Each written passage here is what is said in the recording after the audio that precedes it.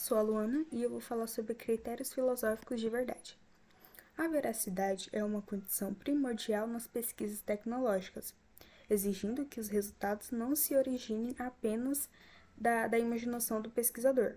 A presença da imaginação criadora é vital durante toda a pesquisa, mas a negação da validade rotulada como isso é poesia reflete a rejeição de resultados baseados unicamente na imaginação, considerando-os inválidos no âmbito tecnológico. Apesar disso, há uma ambiguidade, pois descobertas valiosas na tecnologia geram emoções semelhantes à poesia, revelando um caráter criativo que traz luz ao que estava oculto. A palavra grega poiesis, que significa criação, destaca a função de relevar algo escondido. A pesquisa similar à poesia depende da imaginação, especialmente na formulação da conjectura inicial. No contexto da tecnologia, o termo descoberta está mais associado à invenção do que à revelação, embora ambas possam ser consideradas sendo a invenção uma forma de revelação. Apesar da origem grega da palavra verdade, aletheia, relacionado ao desvelamento, aproximando-a de trazer para a realidade ou quase inventar, o conceito de verdade na tecnologia difere do significado poético. Na tecnologia, a verdade é, primeiramente, a concretização da correspondência entre o pensamento técnico e os eventos práticos, sendo menos vinculada à imaginação criadora e mais centrada na efetividade prática. Se todos os critérios de verdade filosófica fossem analisados, conclui-se que 3 deles são mais aplicáveis à verdade tecnológica, alinhando-se também com a verdade científica. Essa coincidência não surpreende, uma vez que a tecnologia fundamenta-se em teorias científicas, cujas verdades é intrínseca a essas teorias. Além desses 3 critérios, apresenta-se a importância da evidência como conceito fundamental da verdade, expresso pela afirmação de que tudo evidente por si mesmo é considerado verdade. O primeiro critério filosófico analisado é a teoria neopositivista, que concebe a verdade como coerência. Nessa abordagem, a verdade resulta da concordância lógica da proposição com todos os outros enunciados do sistema, incluindo os experimentais. A construção científica exige a formulação de preposições protocolares, relatos simples de observação, e não protocolares, lei derivadas, livres de contradições. Proposições que contradizem o sistema são descartadas como inúteis. Se uma nova proposição é adicionada ao sistema sem comprometer a coerência, ela é considerada verdadeira. Assim, a verdade nessa perspectiva reside na ausência de contradições em todo o sistema tecnológico. No entanto, apenas em ciências axiomático-dedutivas, como a geometria, seria possível admitir que cada conclusão seja compatível com os axiomas inicialmente aceitos como verdadeiros. Nesse caso, a concordância é aceita, pois cada conclusão pode ser provada e deduzida dos axiomas.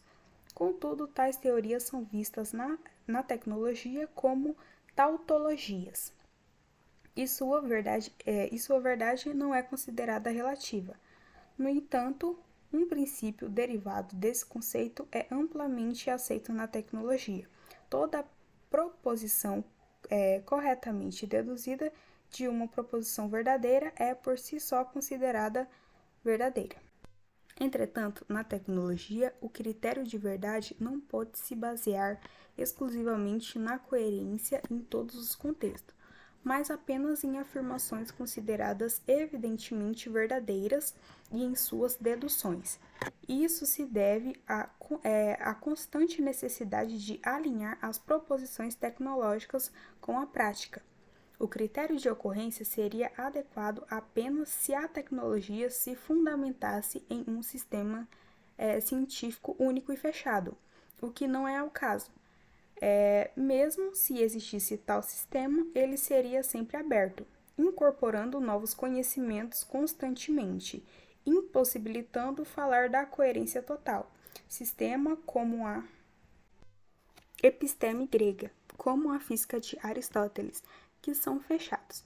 Não departam interesse na tecnologia, que valoriza sua natureza aberta à inovação. Apesar de todo o discurso tecnológico ser fundamentado na lógica, garantindo coerência, nunca é conclusivo em si mesmo.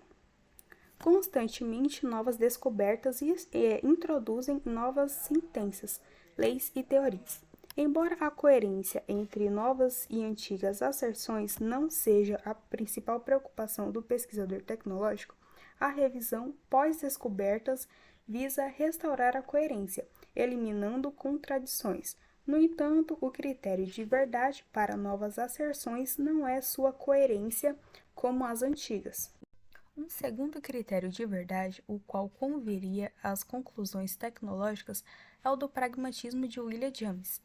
Ele propõe o pragmatismo como critério de verdade na tecnologia, rompendo com a ideia simplista de que verdade e utilidade estão automaticamente ligadas. Ele define verdade como o acordo entre ideias e realidade, destacando que é um processo dinâmico, não uma prioridade estática. James estabelece como princípio tecnológico que uma ideia é verdadeira se auxiliar na abordagem prática e intelectual da realidade, evitando obstáculos ao processo e ajustando-se efetivamente à totalidade do cenário da realidade. No pragmatismo de James, a verdade não é vista como uma prioridade fixa inerente às ideias, mas como algo que ocorre e se verifica por meio de eventos. Ele destaca que uma ideia se torna verdadeira ao se ajustar e adaptar à realidade, verificando-se continuamente. O critério de verdade proposto implica que uma ideia é verdadeira se contribuir tanto de maneira prática quanto intelectual para lidar com a realidade e seus aspectos, sem causar frustrações ou impedir o progresso. Esse enfoque dinâmico destaca a importância da adaptação contínua das ideias ao cenário completo da realidade. O pragmatismo defende que a verdade de uma conclusão tecnológica está vinculada à sua conformidade com a realidade, sendo operativa e facilitando a adaptação da atividade tecnológica ao mundo real. Essa abordagem não sugere que devemos aceitar uma conclusão como verdadeira apenas por ser útil, pelo contrário. Enfatiza que uma ideia verdadeira no pragmatismo é aquela que é operativa e útil na prática. O pragmatismo considera que a realidade contém fatos objetivos e as alegações que operam com sucesso sobre esses fatos são consideradas verdadeiras, enquanto as que não operam são falsas. Assim, uma investigação tecnológica é verdadeira quando se baseia em uma teoria eficaz em tornar mais eficiente a atuação no universo tecnológico, começando pela concordância com os fatos. Nessa visão pragmática, uma teoria verdadeira é aquela que, ao agir sobre a realidade, facilita a sua ação prática, estabelecendo um processo de feedback onde a verdade é uma prioridade de teorias que se alinham com a realidade. O critério da adequação, considerado o terceiro critério da verdade mais apropriado para a tecnologia, foca em sentenças, como os resultados de pesquisas tecnológicas. Nesse contexto, uma pesquisa é considerada verdadeira quando a sentença que a expressa ou uma conclusão logicamente deduzida dela é adequada a um fato observado ou à sentença que o descreve. A veracidade é determinada pela concordância entre a sentença e a realidade observada, conhecida como verificação. Por exemplo, a sentença: a água ferve a 100 graus Celsius é verdadeira se estiver em conformidade com o fato observado de que a água entrar em ebulição quando um termômetro nela é inserido indica 100 graus Celsius. Esse critério enfatiza a importância da correspondência entre as informações e os eventos reais. Mas nem tudo que é expressável em sentenças pode ser verificado. Há sentenças como, por exemplo, todo real é mental. Não pode ser verificadas. Elas, portanto, não poderiam fazer parte de um sistema do qual se quisessem estabelecer verdade ou falsidade. Dizem os neopositivistas que tais sentenças que não há a possibilidade de verificação não têm sentido. São desprovidas de significado num sistema onde a verdade, entendida como adequação aos fatos, é requisito. Se afirma, há um cavalo do outro lado da lua, haverá uma maneira de uma organização, de uma expedição especial para verificar isso. As sentenças têm sentido. Pode ser falsa, mas tem sentido. Por outro lado, se digo penso, logo existo, embora tenham a certeza de que a frase é verdadeira, não há um jeito de verificar, pois é uma constatação eminente subjetiva. Sobre ela, não há como fazer a observação objetiva que a verifique. Portanto, para os neopositivistas, seria uma sentença sem sentido, como, aliás, são para eles todas as sentenças da metafísica. Isso poderia ser admitido como uma característica de linguagem tecnológica. Porém, não tem sentido falar-se da falta de sentido da metafísica em linguagem da ciência ou da tecnologia. Embora as ideias de sentido de uma linguagem não seja aceita na filosofia, elas se encaixam bem no sentido tecnológico. No contexto tecnológico, defende-se que todas as sentenças usadas em relatórios e conclusões devem ser passíveis de verificação. Sentenças tecnológicas têm sentido se podem ser imaginadas como verificáveis, tornando-se verdadeiras quando confrontadas com os fatos de outras sentenças observacionais. O texto ressalta a incompatibilidade de pesquisa tecnológica com campos subjetivos ou existenciais, e, nesse sentido específico, sugere-se a aceitação do conceito neopositivista de sentido como verificabilidade. Portanto, para que o sistema tecnológico seja verdadeiro, é preciso que seus enunciados sejam verificados pelo confronto com a experiência. A verificação experimental é, assim, obrigatória na pesquisa tecnológica, principalmente quando essa toma a forma de tese a ser defendida. Uma vez apresentada a tese, o enunciado do que se quer provar e ter sido esse demonstrado como aceitável e confirmado, estabelece uma teoria. Dessa, pelo menos uma conclusão deve ser verificada experimentalmente para que a teoria seja aceita como verdadeira.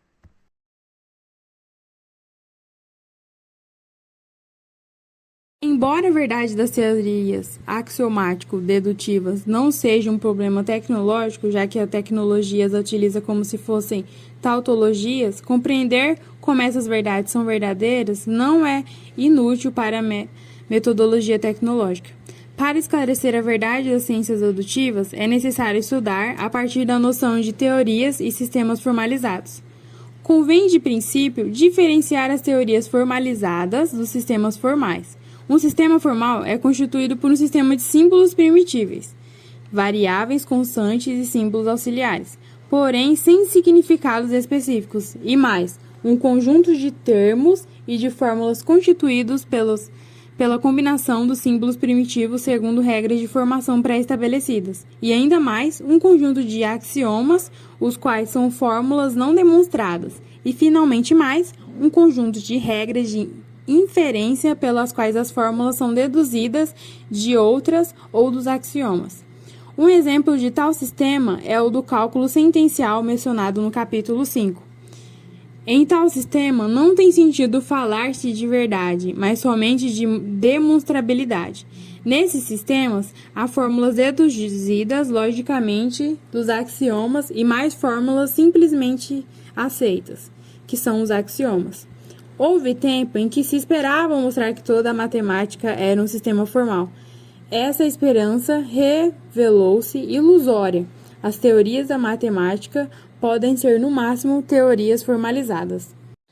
Uma teoria formalizada aparece quando nos símbolos de um sistema formal se dão significados específicos. Por exemplo, se digo todo de um N é um N, essa frase pode ser um axioma de um sistema formal.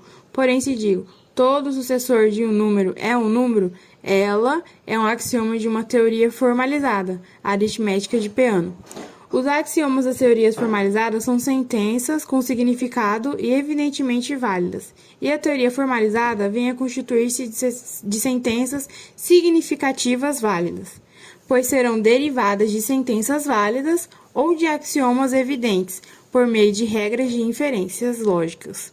Sendo assim, que toda teoria formalizada é uma teoria axiomática. Entretanto, verificou-se que há teorias matemáticas que não são axiomatizáveis.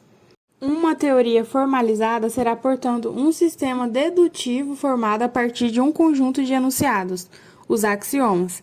Esses são sentenças aceitas como verdadeiras e que devem obedecer às seguintes condições: serem livres de contradição entre si, serem independentes, isto é, não podem ser dedutíveis um dos outros e serem suficientes para a dedução de todos os enunciados da teoria e serem necessários para essas deduções.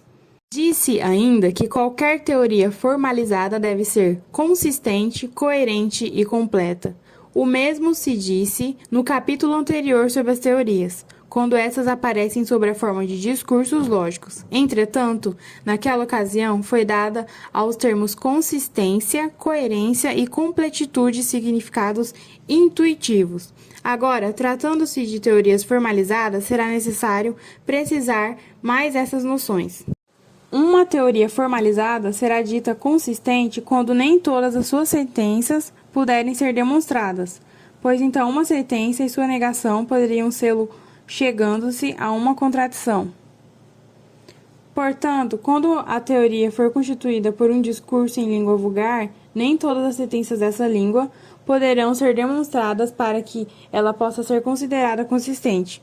Ela será coerente quando não se puder demonstrar nela uma sentença e sua negação, isto é, quando estiver livre de contradição. Coerência e consistência são noções correlacionadas. Finalmente, uma teoria formalizada é completa se seus axiomas forem suficientes para deles se deduzir tudo o que se compreende na teoria e nada mais. Pois bem, em princípio, se poderia afirmar que uma teoria axiomática dedutiva é verdadeira quando ela for coerente, consistente e completa, quando seus axiomas forem evidentemente verdadeiros e quando todas as suas sentenças básicas forem logicamente dedutíveis ou dos seus axiomas ou de seus teoremas, os quais são dedutíveis dos axiomas. Entretanto, o problema da verdade reaparece em tais teorias, com a constatação da existência de sentenças nas teorias formalizadas, que são verdadeiras e, no entanto, não são demonstráveis dentro da teoria.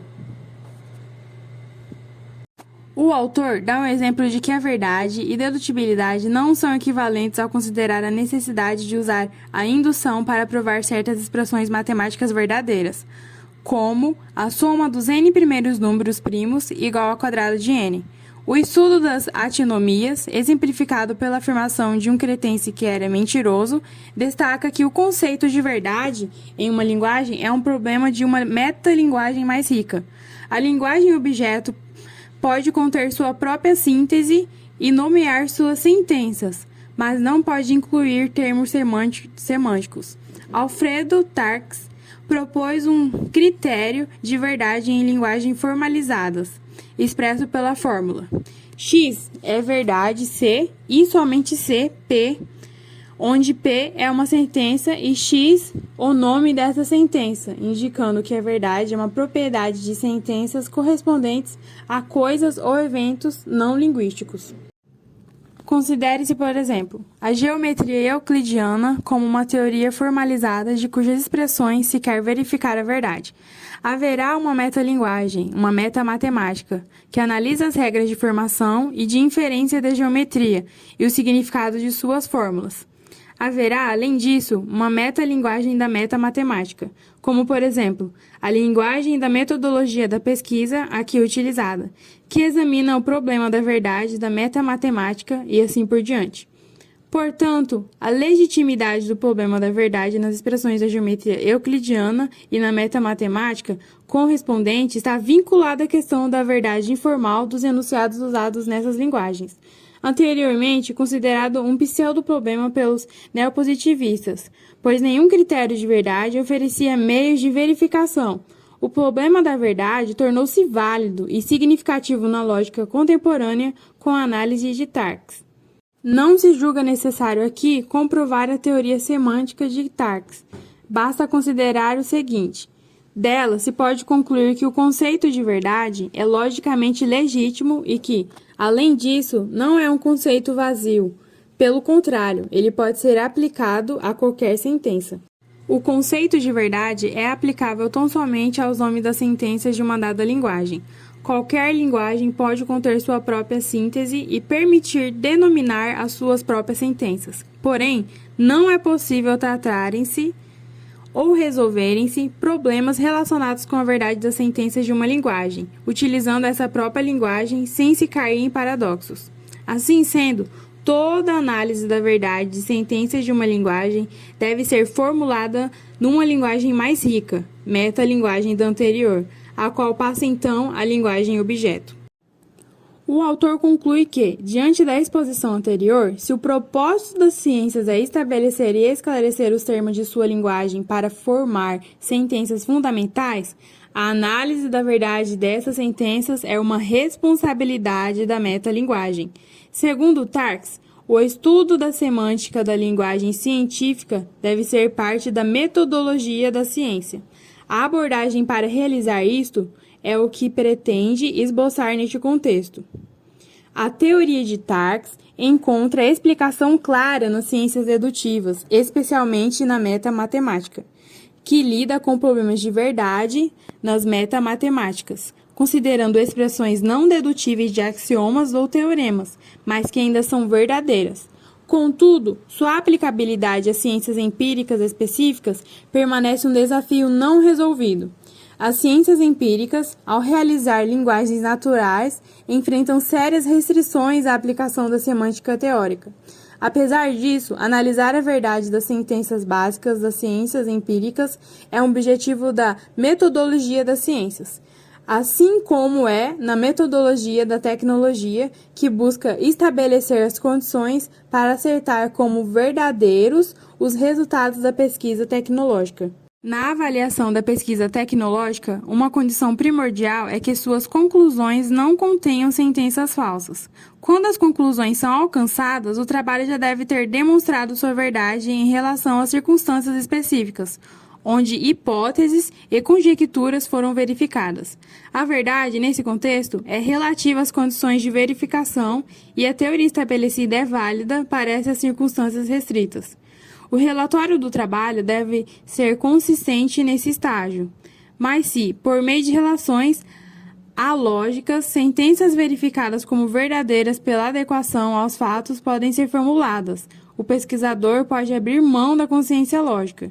Isso ocorre com mais frequência na tecnologia do que na ciência, levando os lógicos a revisar a teoria da lógica, em busca de novas lógicas que se apliquem a casos específicos, cuja teoria for considerada verdadeira apesar da falta de lógica.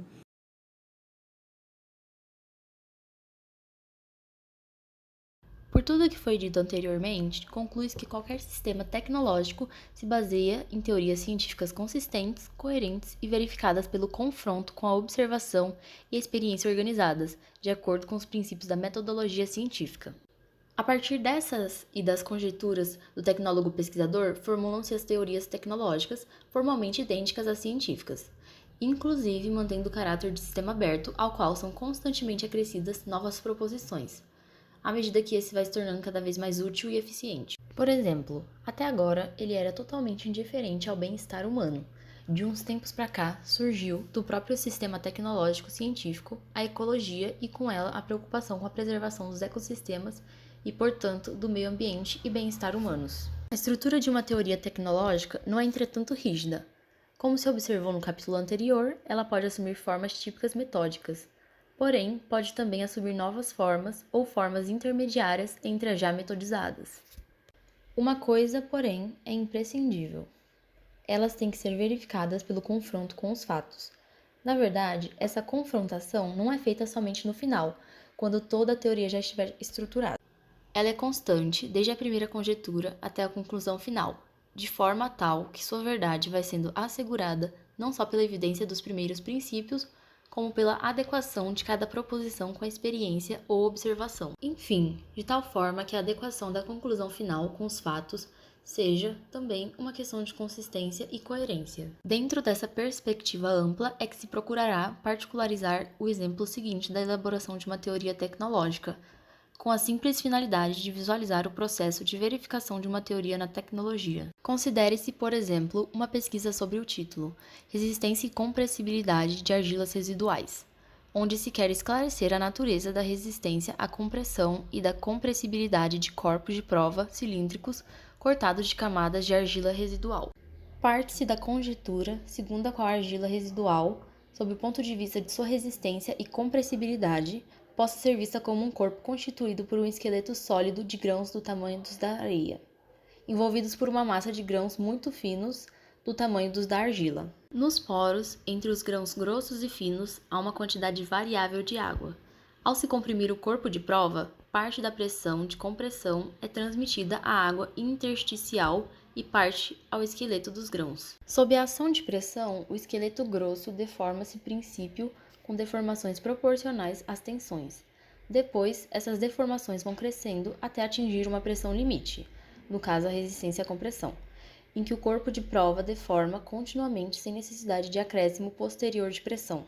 E, eventualmente, mesmo com decréscimo de pressão, isso é admitido como evidente, em face de tudo o que se conhece a respeito da mecânica e da física dos solos. Com essa ideia em mente, é armada uma teoria pela qual se exprimem em fórmulas matemáticas. A primeira, que as deformações axiais do corpo de prova, em função das pressões aplicadas e dos coeficientes de compressibilidade e de expansibilidade do esqueleto sólido, levando em conta as pressões que podem aparecer na água que embebe os poros da parte fina. E a segunda, que as pressões limites de ruptura a que o corpo de prova pode resistir em função de parâmetros de resistência do esqueleto sólido e das pressões na água intersticial. Obtidas por cálculo, as curvas tensão-deformação, elas são comparadas com as obtidas nos ensaios. Se concordarem entre si, a teoria será verdadeira. Finalmente, a verificação experimental se fará, por exemplo, observando casos reais de recalques ou ruptura de fundações sob tais argilas, previstas por cálculos feitos anteriormente ao caso, a partir de módulos de deformação e resistência à compressão calculada pela teoria já mencionada. Mas é preciso notar que tal verdade será sempre relativa às circunstâncias de verificação. Ela poderá não encontrar concordância com a experiência em qualquer nova circunstância. A verdade tecnológica, como a científica, é, portanto, sempre relativa. Quando ela não encontrar verificação em certas circunstâncias em que não foi verificada, será necessário a elaboração de uma investigação mais ampla, que abranja os casos não verificados. É sempre necessário, entretanto, que a nova explicação inclua os resultados anteriores como casos particulares. Em suma, toda teoria científica ou tecnológica é um sistema coerente composto de enunciados fatuais verificados, ou de enunciados teóricos, dos quais se podem deduzir enunciados fatuais, os quais precisam ser verificados por confronto com experiências de laboratórios e observações de campo. Esse critério afirmou-se no pensamento ocidental em meados do século XIX, com um movimento que se chamou positivismo. Aquilo que Augusto Comte, no seu discurso sobre o espírito positivo, introdução ao seu tratado filosófico de astronomia popular, em 1844, queria que fosse verdade para toda e qualquer especulação filosófica ou científica. Tornou-se, desde então, a marca da verdade da investigação tecnológica. De agora em diante, o espírito humano renuncia de vez às pesquisas absolutas. Circunscreve seus esforços ao domínio da verdadeira observação, única base possível de conhecimentos verdadeiramente acessíveis. A lógica especulativa tinha até então consistido em raciocinar, conforme princípios confusos, reconhece de agora em diante como regra fundamental que toda proposição que não seja estritamente redutível ao simples enunciado de um fato particular em geral não pode oferecer nenhum sentido real e inteligível. Os princípios que empolga são apenas fatos verdadeiros, seja qual for o modo de proceder à sua descoberta. É sempre de sua conformidade direta ou indireta com os fenômenos observados e resulta sua eficiência científica. Embora a intenção dos positivistas não fosse a de restringir-se ao pensamento tecnológico, foram eles que estabeleceram as bases para uma futura filosofia de tecnologia.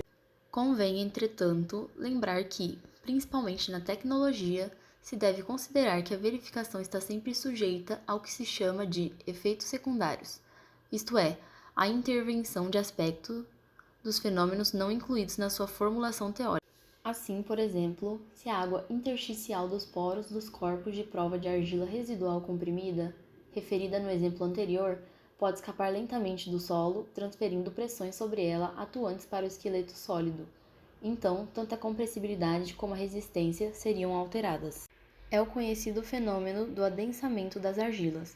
Contudo, de acordo com a própria teoria do adensamento das camadas de argila, exemplificada no capítulo anterior, aparece no fenômeno do adensamento um efeito secundário que consiste na continuação dos recalques de edifícios fundados sobre tais camadas, após completado o adensamento da argila. Ou seja, há uma diminuição no volume da camada argilosa por efeito de compressão devido a fenômeno diferente do adensamento e posterior ao mesmo. Isto, porém, não significa que a teoria anterior seja falsa. Comumente, em tecnologia, usam-se coeficientes empíricos que corrijam os efeitos secundários. Todavia, não se abandonam as teorias já verificadas, procura-se reformulá-las para que abranjam não só o que foi verificado anteriormente, como também os efeitos secundários. Finalmente, é necessário lembrar que o conceito de teoria experimental verificada encontra dificuldades desanimadoras quando se trata de investigação de fenômenos tecnológicos em que intervém o fator humano. Para que se verifique, por exemplo, uma conjetura sobre aspectos tecnológicos do comportamento humano, a experiência ou a quasi-experiência, porque nesse campo é preciso muitas vezes recorrer a um simulacro de experiência, tem que ser planejada de acordo com a exata compreensão do fator humano envolvido. De qualquer forma, mesmo dando ênfase à compreensão dos fenômenos tecnológicos em que intervém o fator humano, não é possível que se ponha de lado a necessidade da verificação experimental das hipóteses sobre ele feitas. Entretanto, ainda não se chegou a uma metodologia corrente e unanimemente aceita nesses casos. Pode-se mesmo dizer que ela não existe. Entretanto, é possível tomá-la emprestada de campos afins, como, por exemplo, o da experimentação ou quase experimentação em pesquisas educacionais, os quais não puderam ser tratados neste livro. Para o conhecimento desses métodos, aconselha-se recorrer a textos específicos, a exemplo do Donald Campbell e Julian Stanley. A experimentação em educação já tem uma longa tradição, desde o início do século, principalmente no que diz respeito à análise estatística de dados experimentais. Entretanto, a grande dificuldade reside em como garantir que esses dados sejam considerados suficientemente válidos, para que verifiquem as conjecturas ou hipóteses que, necessariamente, devam ser prévias à experimentação. Isto exige um cuidadoso planejamento da coleta de dados e delineamento das experiências, sem os quais a verificação é duvidosa. Em todo caso, não se poderá chegar ao estabelecimento definitivo de uma metodologia de pesquisa tecnológica sem que esta abranja corretamente também os campos onde esteja presente o comportamento humano. Creio que a pesquisa dos métodos educacionais será básica para essa finalidade. Afinal de contas, desde a Grécia clássica, a educação vem podendo ser considerada uma técnica.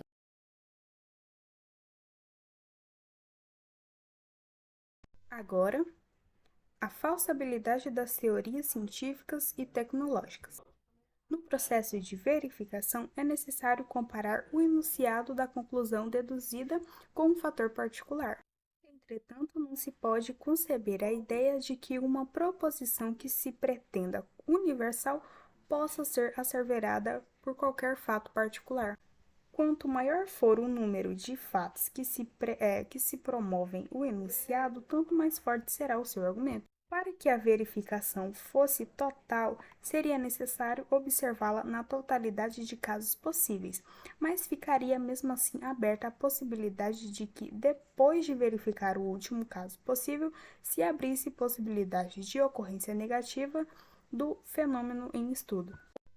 Por exemplo, apesar de se ter verificado que todos os metais até agora conhecidos são bons condutores de eletricidade, haverá sempre a possibilidade de amanhã ser descoberto um metal que não seja. Nenhum caso positivo de verificação de uma lei induzida ou conclusão deduzida será suficiente para tornar geral sua verdade, mas um único caso negativo é suficiente para torná-la falsa. E além disso, se digo que todo metal é um bom condutor de eletricidade, posso concluir que o que não for bom condutor de eletricidade não é um metal. Entretanto, pode-se tomar como um fato constatável que tudo que existe ou é metal ou não é um metal. Essa simples constatação confirma que todos os metais são bons condutores de eletricidade de uma certa forma, lançando dúvidas sobre a validade lógica da verificação das leis induzidas. Desse modo, há muitos estudiosos que não aceitam a verificabilidade como uma base lógica de confirmação de teorias baseadas em leis induzidas. Aceita-se de antemão que as verdades científicas ou tecnológicas são relativas às condições em que são verificadas. Karl Popper, ao formular sua lógica de pesquisa, propõe que se considerou anteriormente que a ideia de verificabilidade das proposições científicas seja substituída pela de falsabilidade. Ou seja, considerou-se que uma proposição ou uma teoria científica só tenha sentido se for possível imaginar uma situação em que ela não se confirme. Em outras palavras, seria uma proposição científica ou tecnológica toda aquela em que é possível imaginar-se uma forma de torná-la falsa. Portanto, numa pesquisa tecnológica, deve-se renunciar de antemão a chegar a verdades absolutas. Todas elas devem ser relativas às condições de ensaio ou observações. Assim sendo, o que dará valor à tese sobre resistência e compressibilidade das argilas residuais, como pesquisa tecnológica, não será o fato de ter sido a hipótese inicial confirmada e a teoria verificada, mas sim o fato de que será possível imaginar uma situação real em que ela não se verifique. A questão da falsabilidade das teorias toma uma importância no caso dos projetos de engenharia, onde as soluções dos problemas têm que ser adotadas como uma base em teorias verificadas pela prática anterior.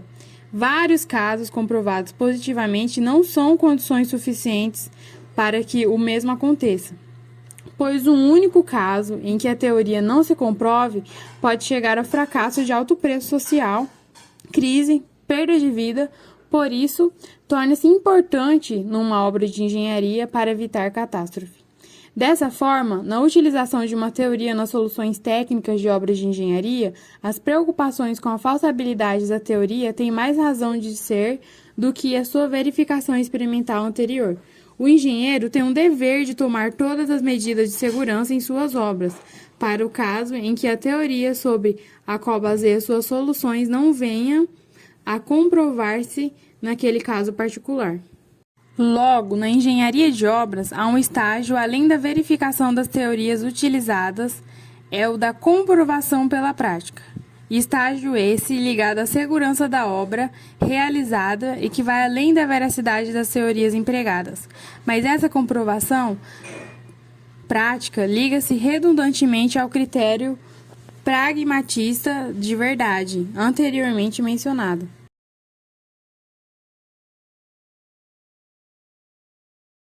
Karl Jasper afirma que a ciência é um conhecimento metódico cujo conteúdo se afirma como irresistivelmente certo e universalmente válido. A expressão de Jaspers não tem o mesmo significado que antes era atribuído ao conhecimento científico, historicamente decorrente da Revolução Copernicana. Cada frase básica da ciência deve ser uma generalização que abranja o que pode ocorrer em todo o universo, quando o evento A se apresenta. Essa característica do saber científico, que, por exemplo, diante de um milagre, constrange o indivíduo a solicitar o parecer de uma junta científica para verificar se não há uma explicação científica do fato milagroso, ou uma prova científica de que esse fato foi interpretado com base em convicções pessoais.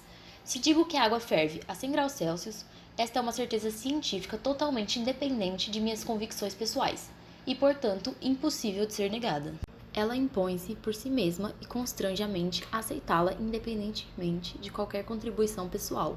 Por outro lado, a certeza irresistível se encontraria em cada conclusão completa da ciência, conclusão de teoria baseada em fatos e verificada experimentalmente. Portanto, as conclusões científicas têm um aspecto paradoxal.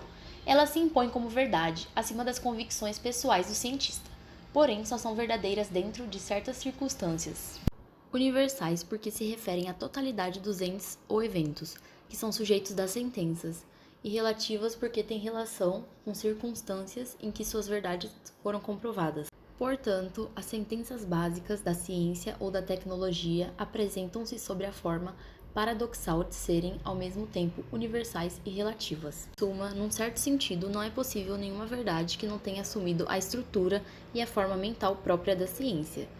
Viu-se ao examinar o desenvolvimento da ciência que o saber científico é sempre relativo às circunstâncias em que ele foi verificado. Entretanto, só será verdade em condições normais de pressão. O saber científico renuncia a qualquer pretensão de atingir o essencial e o absoluto. É uma verdade autoimpositiva. Contudo, toda verdade científica é relativa. Pelo contrário, entretanto, não quer dizer que o saber científico é um saber absoluto. Se o resultado de uma pesquisa tecnológica, consubstanciado num relatório, dissertação ou tese, apresentar-se logicamente consistente e coerente, e se suas conclusões, baseadas em proposições verificáveis, estiverem de acordo com proposições de observações feitas em experiências organizadas de acordo com a teoria implícita ou explícita nesse relatório, dissertação ou tese, então esse resultado estabelece-se como verdade irresistível. Isto é impossível de ser negada, nas circunstâncias em que for verificada. Nunca será negada ou refutada por outra, a não ser que se comprove erros nas ilações ou deduções, fraude nas anotações das observações experimentais ou desonestidade na confrontação entre teoria e experiência. Em outras circunstâncias, a tese deixará de ser válida e a teoria deverá ser revista.